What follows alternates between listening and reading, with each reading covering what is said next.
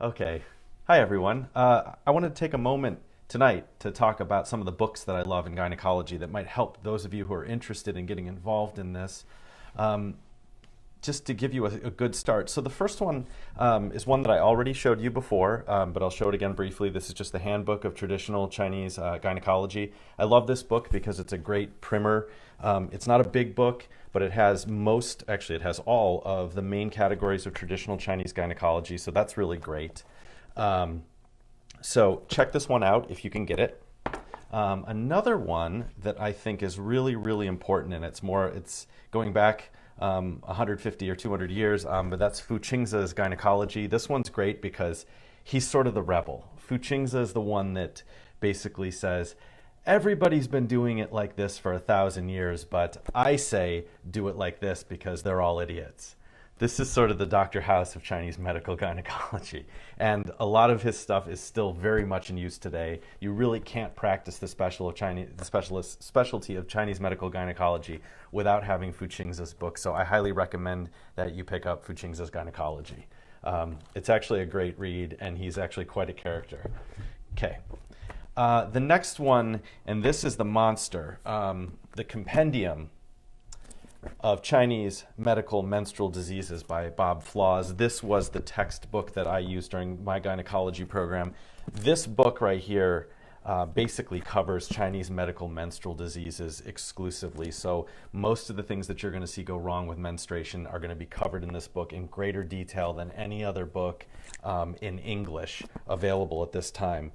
The beauty of this book for medical menstrual diseases is the fact that not only does this have all the classical approaches, classical ideas, classical concepts, and formulas, but at the time, this was published 2005. It was getting very close to the end of Bob Flaws' career. He was involved in extensive translations of Chinese journals into English, and so he has cited so many case studies and journal studies in this book. So this book is worth its weight in gold as far as medical menstrual diseases go.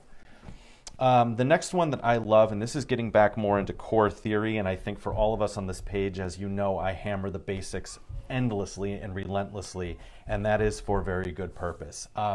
This little simple book, as you can see, it gets used a lot, Handbook of TCM Patterns and Their Treatments. This book is awesome. It has most of the main patterns that you're likely to see on a daily basis, all the breakdowns of what they look like. And what I love specifically about this book is it will give you a pattern like liver depression transforming into heat, but then it'll give you these little things here under what they call key advice. And this is a little bit more practical, the way that these patterns might actually look in the clinic versus what they might look like on paper and in the book. So this is a great little book. It's easy to come by, not expensive, not big, but if you learned these patterns really well, you would be able to practice Chinese medicine at a high level. Again, if you're practicing especially Zong Fu style, this is a great little book to have. Okay, these kind of come in a set, and these are the pathomechanism books. I love these because if you're really nerdy like I am and you want to dig into deep Zong Fu organ pathology, physiology, and theory, these are awesome. You can see they vary in size. This is the one on the heart. This is the one on the kidney. This is not a small book. So it's basically every possible and imaginable pathomechanistic theory that's out there for each individual Zong. This is a great book. I highly recommend this little series of books, rather. Sabine Wilms did the translations, and they do use the Wiseman terminology, which, as you know, I'm a fan of. And that sort of leads me into the last book that I want to review here, and this is the big one that everybody needs to own. This is the Practical Dictionary of Chinese Medicine, Nigel Wiseman and Feng Ye. This is a serious book. You should all have this. You'll see the terminology in this book that you hear me use a lot, which is consistent with Wiseman's terminology, which is repletion and vacuity instead of excess or deficiency. You'll hear me say supplement, fortify, boost instead of the word tonify, which I can't even bring myself to say. I can't stand that word.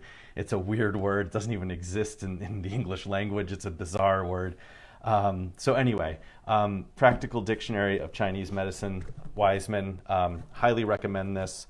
There's just about everything that you would need to know to practice Chinese medicine tucked in this monster of volume.